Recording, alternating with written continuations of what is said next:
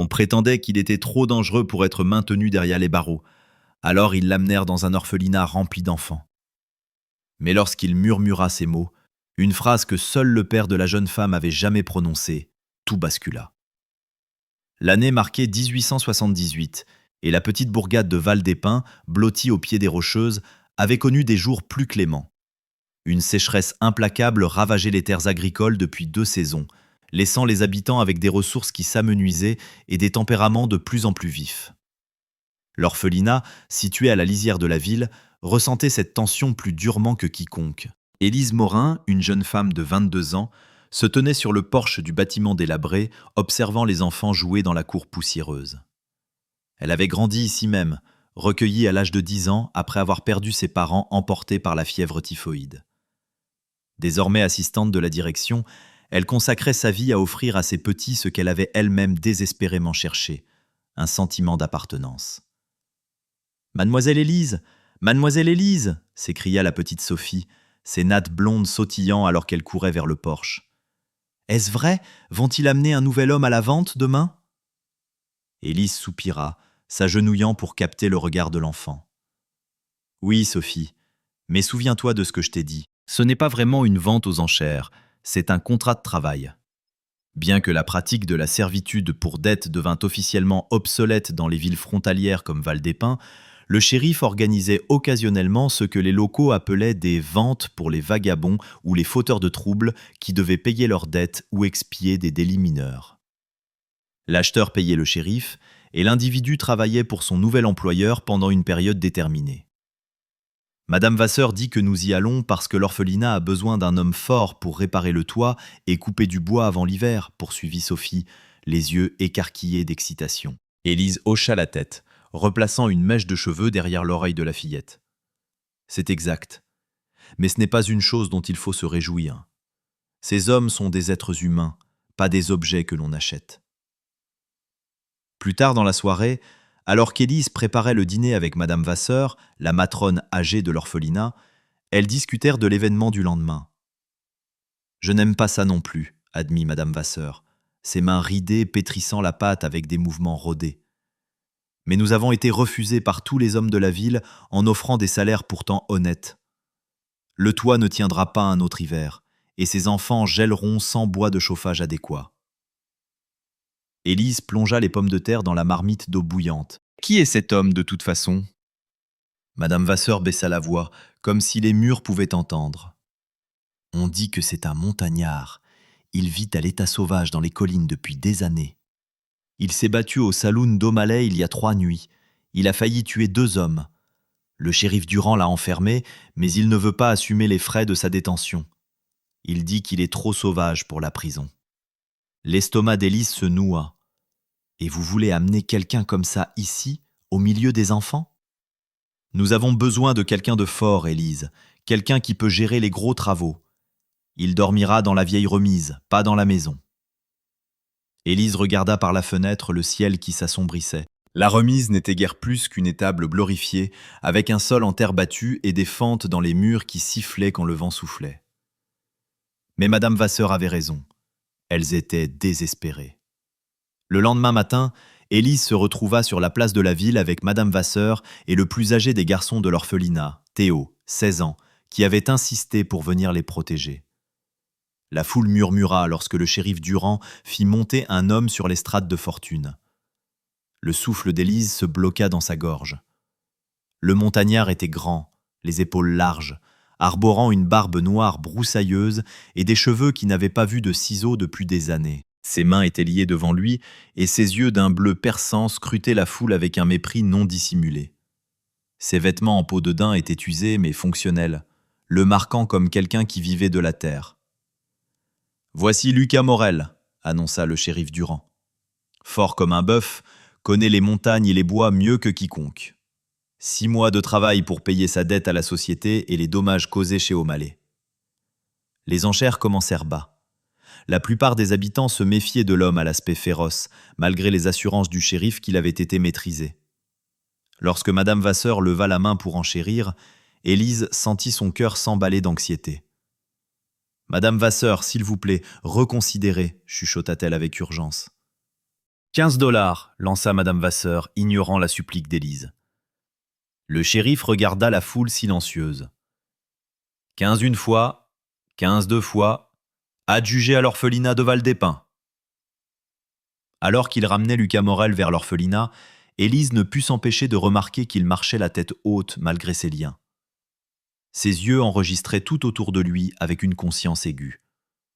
Ce n'était pas un homme brisé, ni un simple vagabond. Il y avait de l'intelligence dans ce regard, et quelque chose d'autre qu'elle ne parvenait pas tout à fait à nommer. Ce soir-là, après avoir montré à Lucas la remise où il dormirait et l'avoir attaché avec une chaîne à un poteau, une précaution exigée par le shérif Durand, Élise lui apporta une assiette de nourriture. « Je n'approuve pas cet arrangement, dit-elle raidement, en posant l'assiette sur une caisse renversée qui servirait de table. Mais vous serez traité équitablement ici, tant que vous travaillerez honnêtement et resterez loin des enfants. » Lucas la regarda, et pour la première fois, elle vit une lueur autre que la colère dans ses yeux. « Je n'ai jamais fait de mal à un enfant de ma vie, mademoiselle, dit-il calmement, sa voix grave et rauque par manque d'usage. Et je ne compte pas commencer maintenant. Alors qu'Élise se tournait pour partir, il reprit la parole. Le toit a besoin de plus que de simples réparations. Le coin sud est pourri jusqu'au chevron. Vous aurez besoin de bois neuf. Élise s'arrêta au seuil de la porte. Comment sauriez-vous cela? Vous avez à peine regardé le bâtiment. L'ombre d'un sourire apparut sous sa barbe sauvage. J'étais charpentier autrefois, avant que... Avant quoi?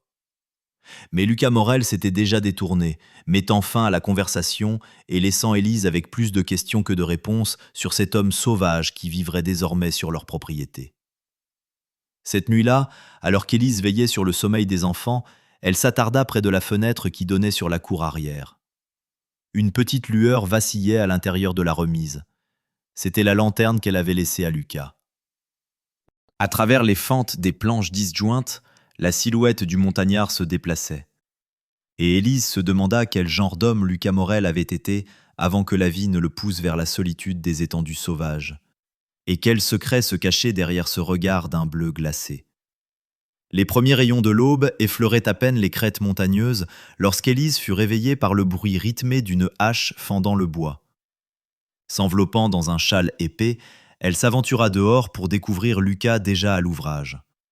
Une pile de bûches parfaitement fendues grandissait à ses côtés. La chaîne qui le liait au poteau traînait dans la poussière à chaque mouvement, produisant un cliquetis métallique. « Vous êtes matinal ?» remarqua-t-elle en gardant ses distances. Lucas s'interrompit, essuyant la sueur de son front d'un revers de manche. « Le soleil est levé, le travail n'attend pas. » Élise nota qu'il avait organisé les outils dans la remise et créé un espace de travail ordonné. Ce n'étaient pas là les gestes d'un homme sans but ni discipline. « Les enfants seront bientôt réveillés, dit-elle. Ils sont curieux à votre sujet. » La hache de Lucas mordit dans une nouvelle bûche avec une précision chirurgicale.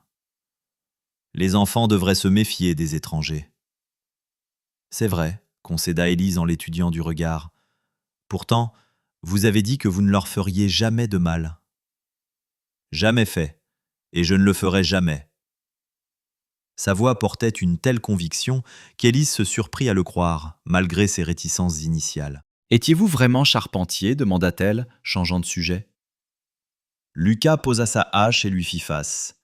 « J'ai bâti des maisons des grandes villes de l'Est jusqu'ici pendant 15 ans, des solides, qui gardaient la pluie dehors et la chaleur dedans. » Élise fit un geste vers l'orphelinat. « Et vous croyez que notre toit est irréparable ? Le coin sud l'est. Le reste peut être sauvé. » Il hésita un instant. « Je pourrais le réparer correctement, si vous avez les matériaux. » Plus tard dans la matinée, après le petit déjeuner, Madame Vasseur rassembla les enfants pour les présenter à Lucas.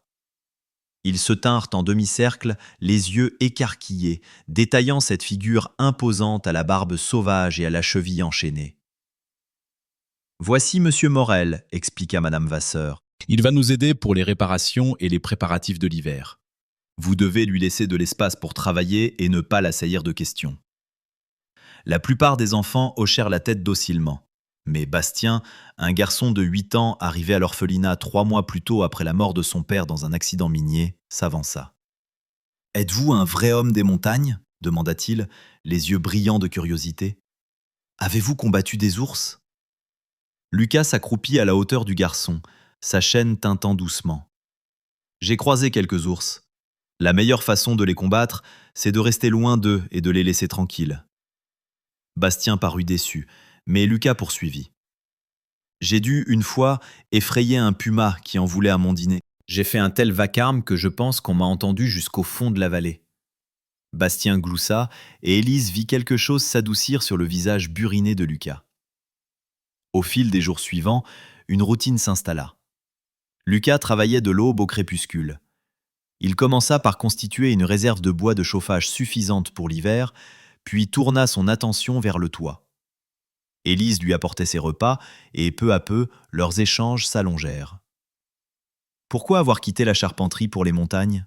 demanda-t-elle un soir en récupérant son assiette vide. Lucas resta silencieux si longtemps qu'Élise crut qu'il ne répondrait pas. Finalement, il parla d'une voix sourde. « J'ai perdu ma famille, ma femme et ma fille. La grippe les a emportés en 71. Je ne pouvais plus supporter de construire des foyers pour d'autres familles après ça. » Le cœur d'Élise se serra. « Je suis désolé. Ne le soyez pas, c'était il y a longtemps. Est-ce pour cela que vous vous êtes battu au saloon ?» Lucas lâcha un rire sans joie. « Non, ça c'est parce qu'Henri Legrand et ses amis ont décidé qu'un homme des bois ne méritait pas de boire en paix.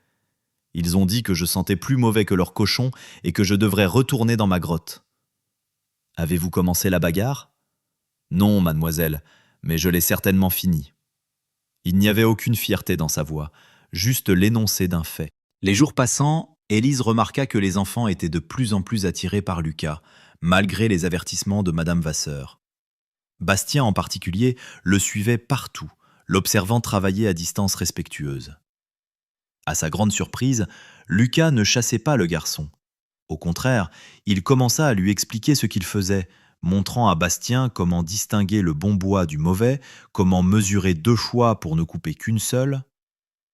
Un après-midi, environ 2 semaines après l'arrivée de Lucas, un cri terrible retentit dans la cour. Élise se précipita dehors pour trouver Sophie tombée du vieux chêne, se tenant le bras en hurlant de douleur. Avant qu'Élise ne puisse l'atteindre, Lucas était déjà là. Sa chaîne tendue à son maximum, il examinait doucement l'enfant en pleurs. « C'est cassé, dit-il, alors qu'Élise s'agenouillait près d'eux. Une fracture nette cependant. Je peux la réduire si vous avez des bandages et de petits morceaux de bois pour des attelles. » Élise hésita, regardant les mains larges et rugueuses de l'homme. « J'ai déjà remis des os en place, l'assura-t-il, lisant son inquiétude. Ma fille est tombée de cheval une fois. Le médecin était à 2 jours de route. » Avec l'approbation réticente de Madame Vasseur, Lucas remit soigneusement le bras de Sophie en place, son toucher étonnamment délicat pour un homme aussi massif. Tout en travaillant, il parlait doucement à la fillette, lui racontant l'histoire d'un petit renard courageux pour détourner son attention de la douleur.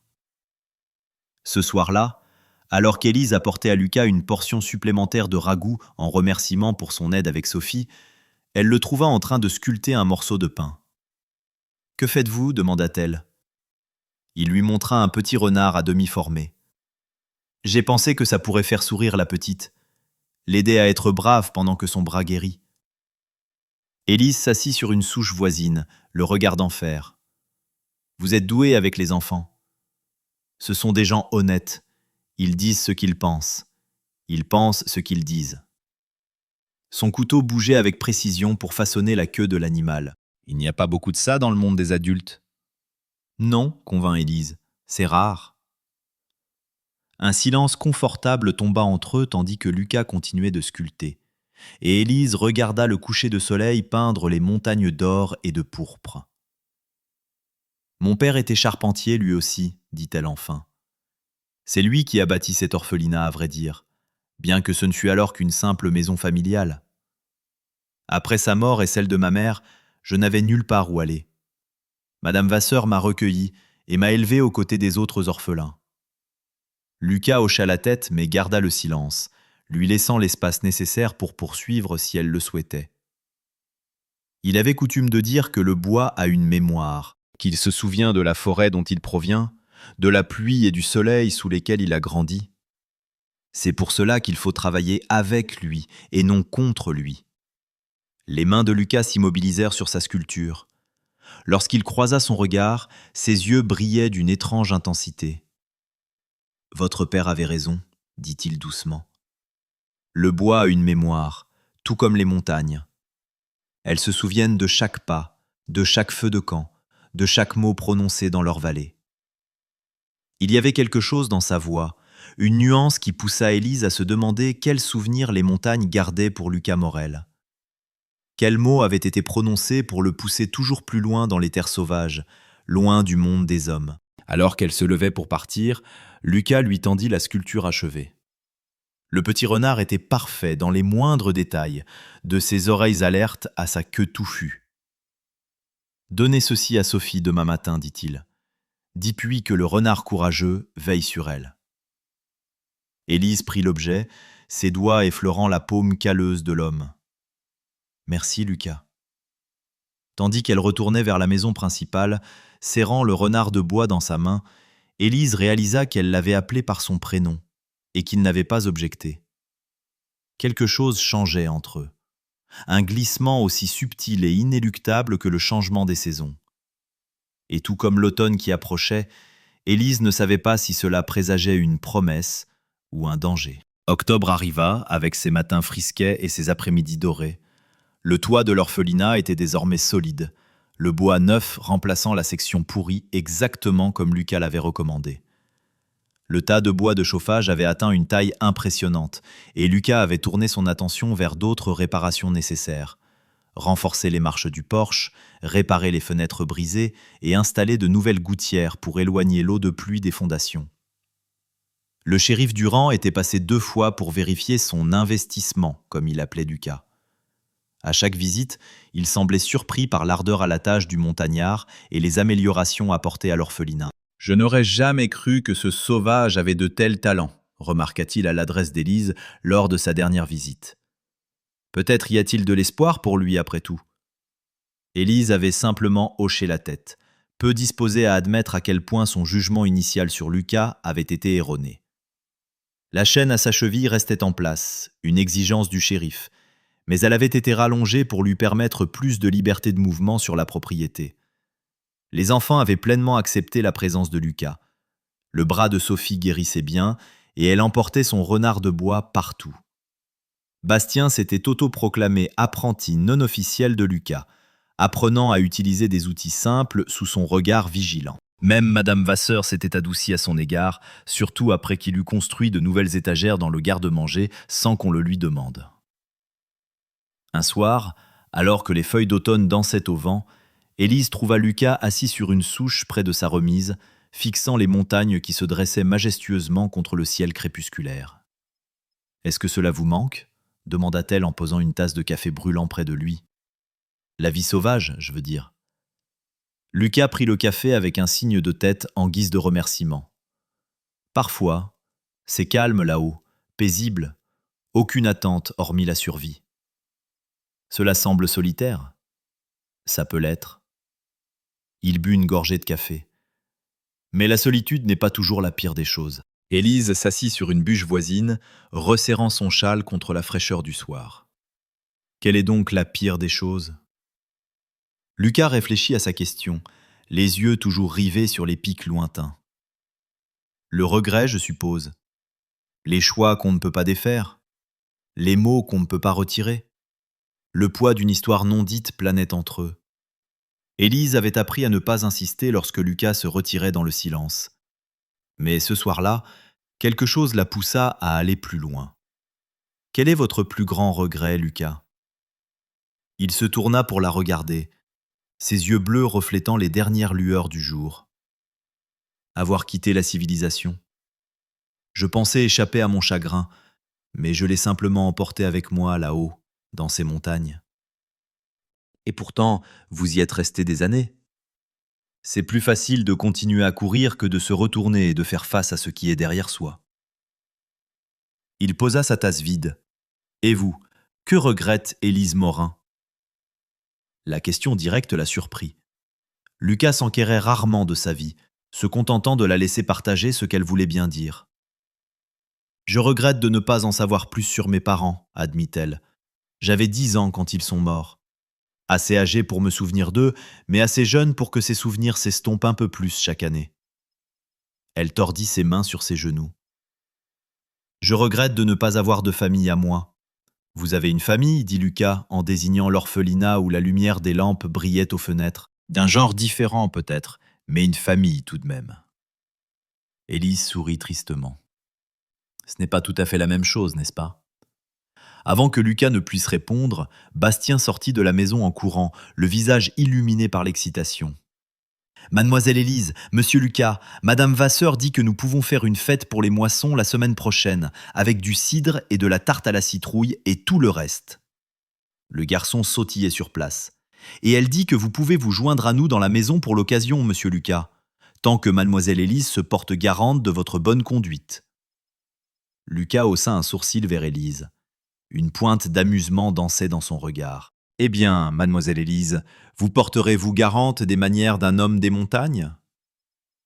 Élise fit mine de réfléchir sérieusement.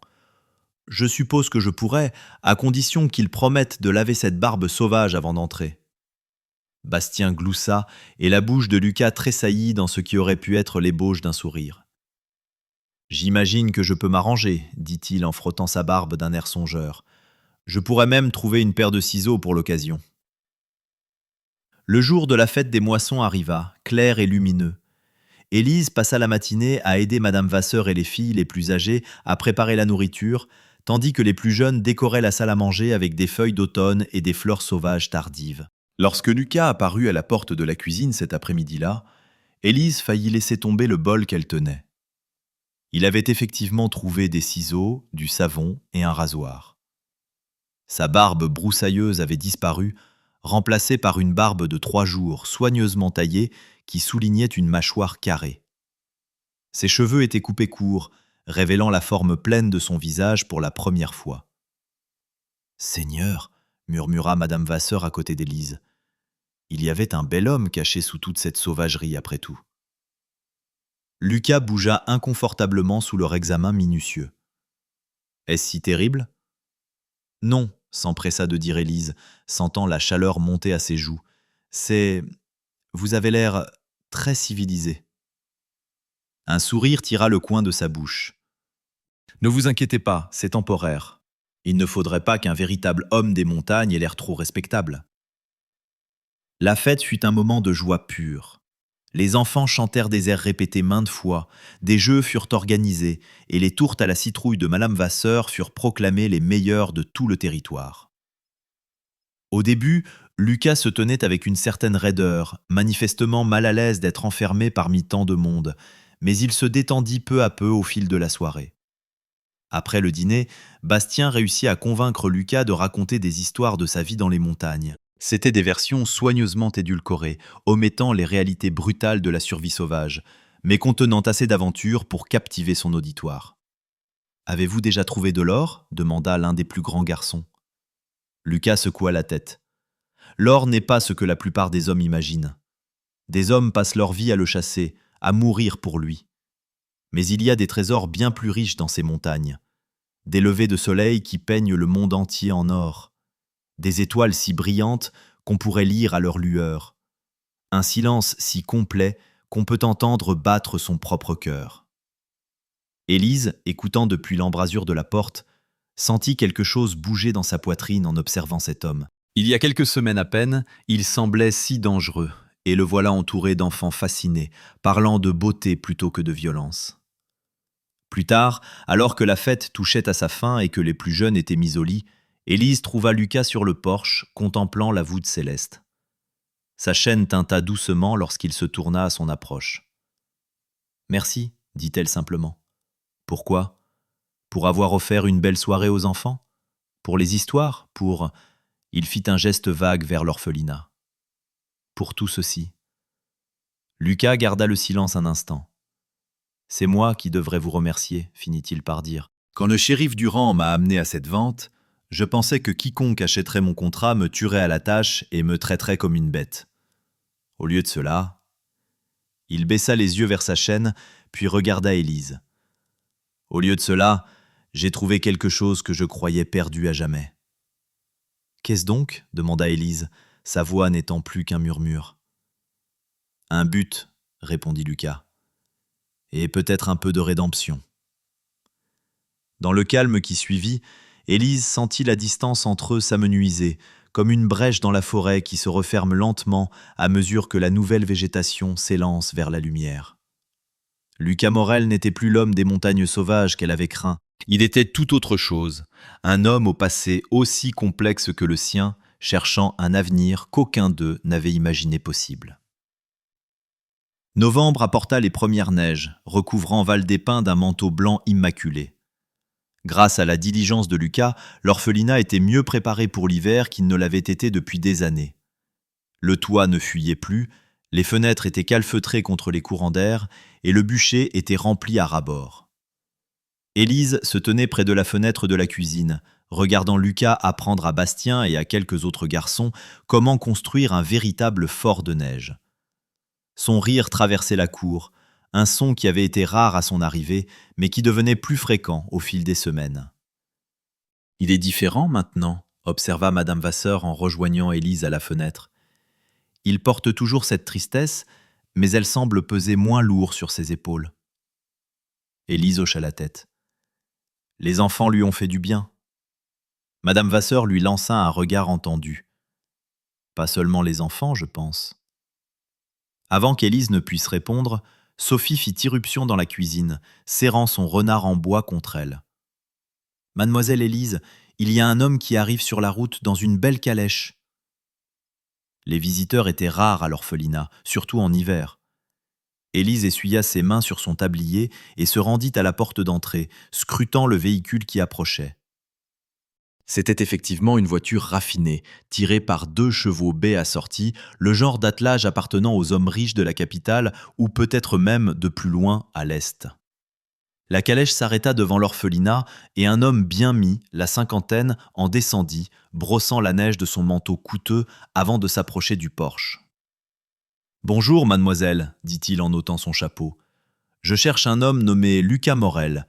J'ai des informations indiquant qu'il pourrait être employé ici. » Élise considéra l'étranger avec méfiance. Puis-je demander qui s'enquiert de lui ? Pardonnez-moi, je suis maître Guillaume Delacroix, avocat venant de l'Est. Je représente la succession de Julien Morel, le frère de Lucas. Je cherche votre pensionnaire depuis un certain temps. Le cœur d'Élise s'emballa. Un instant, je vous prie. Je vais voir si monsieur Morel est disponible. Elle trouva Lucas toujours dans la cour avec les enfants, le visage rougi par l'effort et le froid. « Lucas, dit-elle doucement, le tirant à l'écart, il y a quelqu'un pour vous. Un avocat nommé Guillaume Delacroix. Il dit qu'il représente la succession de votre frère. » Le changement chez Lucas fut immédiat. Toute trace de légèreté disparut, remplacée par une méfiance gardée qu'elle n'avait pas vue depuis ses premiers jours à l'orphelinat. « Julien est mort ?» demanda-t-il, la voix rauque. « Je ne sais pas. L'avocat ne l'a pas précisé. Il attend sur le porche. » Lucas hocha sombrement la tête, brossant la neige de ses vêtements avant de suivre Élise vers la maison.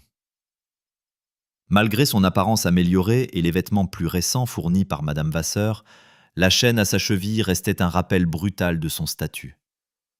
Les yeux de Guillaume Delacroix s'écarquillèrent légèrement à la vue de la chaîne, mais il recouvra rapidement son attitude professionnelle.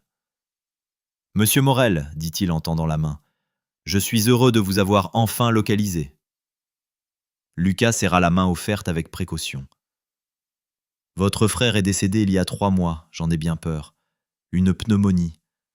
Je suis navré de votre perte. » Le visage de Lucas resta impassible, mais Élise vit un muscle se contracter dans sa mâchoire.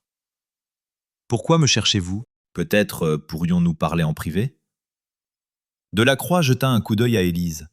« Tout ce que vous avez à dire peut être dit devant mademoiselle Morin, » déclara fermement Lucas. Delacroix hocha la tête. « Très bien. Votre frère Julien a laissé un patrimoine substantiel. Il n'avait pas d'enfant et sa femme l'a précédé dans la mort. En tant que son seul parent vivant, vous êtes l'unique héritier. Lucas fixa l'homme de loi avec incrédulité.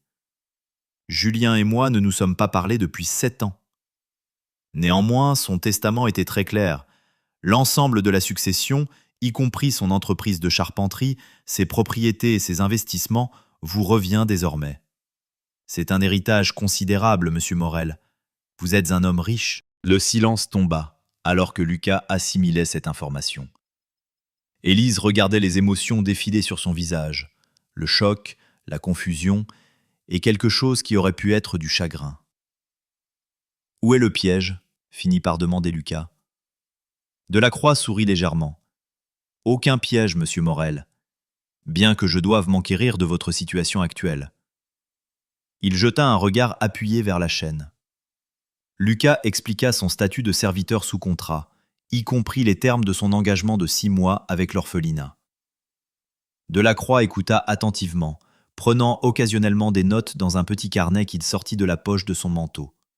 « Je crois que nous pouvons résoudre cette affaire assez facilement, dit-il, lorsque Lucas eut terminé. La succession peut payer le solde de votre dette, ainsi qu'une compensation à l'orphelinat pour la rupture anticipée de votre contrat. Vous pourriez retourner dans l'Est immédiatement pour réclamer votre héritage et prendre le contrôle de l'entreprise de votre frère. » Élise eut l'impression que le sol se dérobait sous ses pieds. Lucas partant immédiatement ? Cette pensée créa une sensation de vide dans sa poitrine à laquelle elle n'était pas préparée. Lucas resta silencieux un long moment. « J'aurai besoin de temps pour y réfléchir, dit-il enfin. Delacroix parut surpris. « Réfléchir, monsieur Morel ? Nous parlons d'une fortune. L'entreprise seule vaut plus que ce que la plupart des hommes gagnent en une vie entière. Néanmoins, répéta Lucas avec fermeté, je vous donnerai ma réponse demain. Où logez-vous ? À l'hôtel du Voyageur, en ville. Je viendrai vous y trouver. » Après le départ de l'avocat, Lucas se retira dans sa remise sans un mot pour Élise. Elle respecta son silence, comprenant son besoin d'assimiler seule une telle nouvelle. Mais le soir venu, alors qu'il n'était toujours pas réapparu, elle lui apporta son dîner comme à l'accoutumée. Elle le trouva assis sur son lit de camp, fixant un petit objet au creux de sa paume. Un simple anneau d'or. « C'était à votre femme ?» demanda-t-elle doucement. Lucas hocha la tête. « La seule chose que j'ai gardée quand j'ai tout laissé derrière moi. » Il referma son poing sur l'alliance. « Julien et moi nous sommes disputés avant mon départ. Des choses terribles ont été dites de part et d'autre. Il pensait que je gâchais ma vie, que je déshonorais la mémoire d'Héloïse en abandonnant l'entreprise que nous avions bâtie ensemble. Et vous, qu'en pensiez-vous ? Que je ne pouvais pas supporter de construire une autre maison, de façonner un autre meuble, de vivre un jour de plus dans cette ville où j'avais perdu tout ce qui comptait. » Il leva les yeux vers Élise. Il avait raison pourtant. Fuir n'a rien résolu. Élise s'assit près de lui sur le lit de camp. « Et maintenant, que allez-vous faire ? » Le choix logique est clair. Accepter l'héritage, payer ma dette, retourner dans l'Est. Ses yeux bleus croisèrent les siens. Mais la logique ne dicte pas toujours le chemin du cœur. « Que dit votre cœur » demanda Élise, osant à peine respirer. Au lieu de répondre directement, Lucas chercha quelque chose sous son lit. Il en sortit un coffret en bois sculpté qu'elle n'avait jamais vu auparavant. Il l'ouvrit, révélant une collection de petits animaux en bois. Un cerf, un lapin, un aigle, un ours. « Je les ai fabriqués, expliqua-t-il.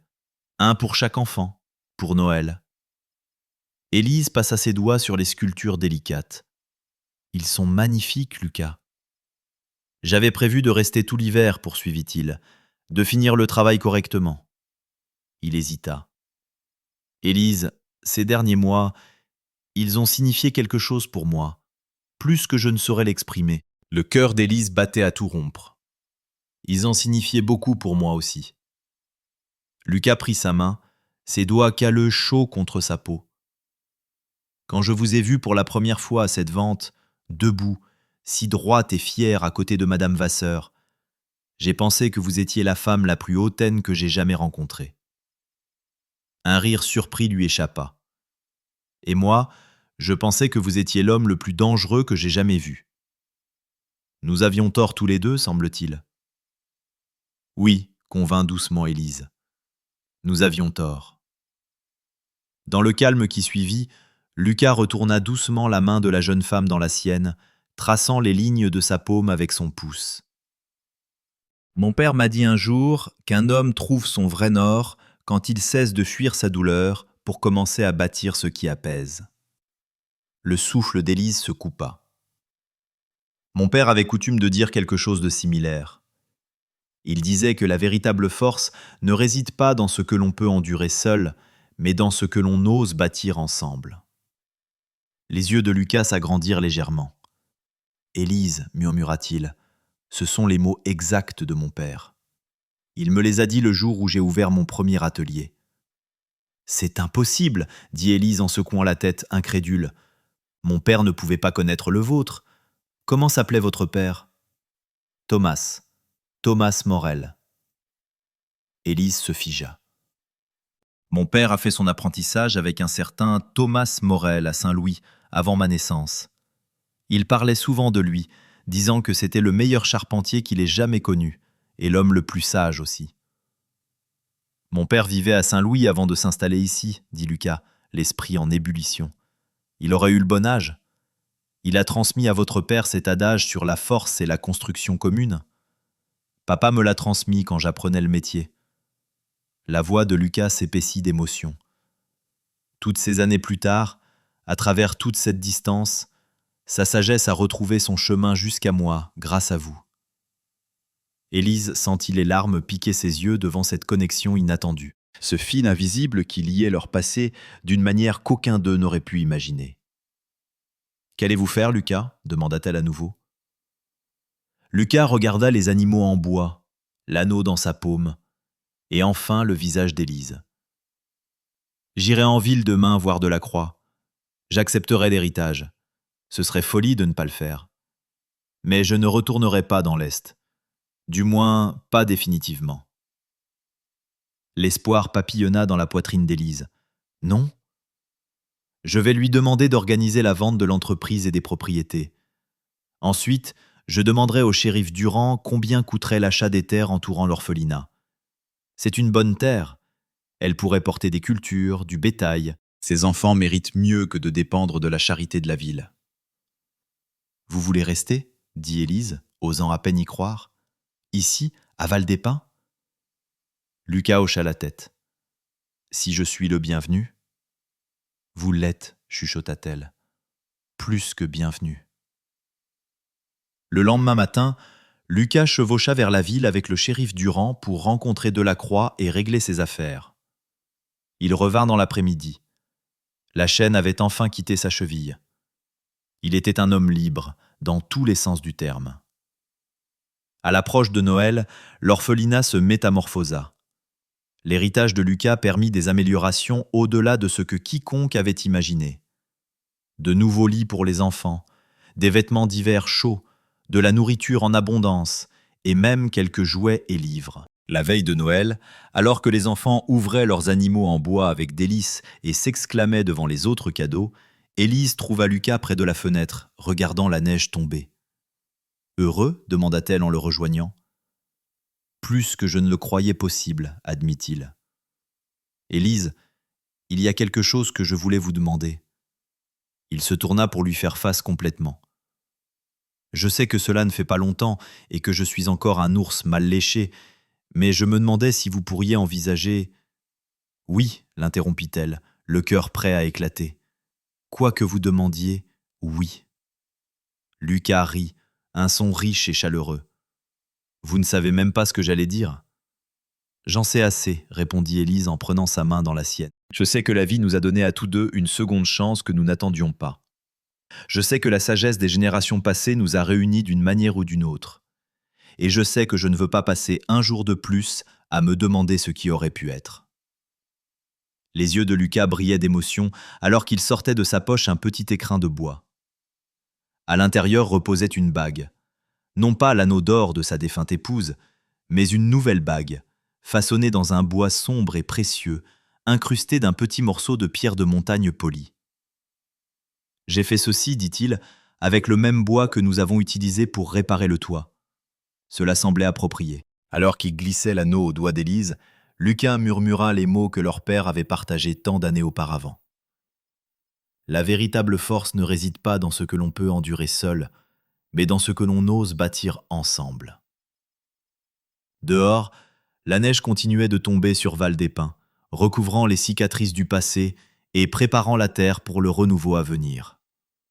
À l'intérieur, entouré des enfants qui avaient aidé à guérir son cœur, Lucas Morel n'était plus un montagnard solitaire, mais un homme qui avait trouvé son vrai nord, embrassant un avenir qu'il n'avait jamais cru possible, auprès de la femme qui l'avait aidé à retrouver son chemin vers la maison.